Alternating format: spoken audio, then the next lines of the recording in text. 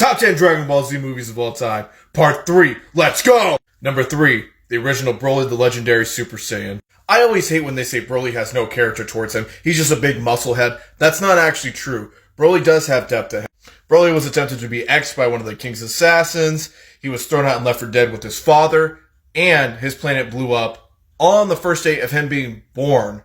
All this trauma built up in him created an intense amount of violence that he takes out on others, giving him depth. Yes, he's not a three-dimensional character who's going to sit there and cry and be super emotional, but he does have depth in him. He's just not a big musclehead. The fight scenes in this movie are amazing. The Z-Warriors throw absolutely everything they have at Broly, and he just keeps coming. They did kind of find a BS way to beat him in the end. This is still a great movie, and definitely worth your time and a spot on this list. Number 2, Bardock, the father of Goku. I hate the retcon they did with this character, that Bardock's a good guy, that he sent Goku off himself. When in this original cut, Bardock really didn't care about Goku in the beginning, and he was a mass murderer who destroyed entire planets without a single care. But what goes around comes around, and when Bardock finds visions of his home planet being destroyed by Frieza, he attempts to have one final stand against the man and unite the Saiyans.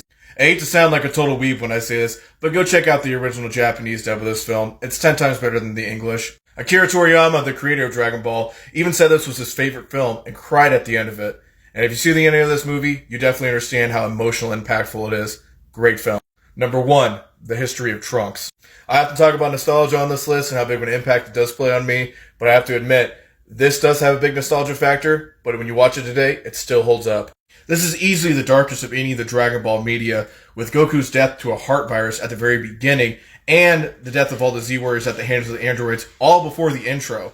The only ones left to stand and fight are Gohan and Trunks. This easily has the most emotional scene out of all the Dragon Ball media. I'm not going to spoil what it is. If you've seen it, you know exactly what I'm talking about. It isn't all dark though, I promise. There is hope at the end, and this definitely deserves the number 1 spot on the list.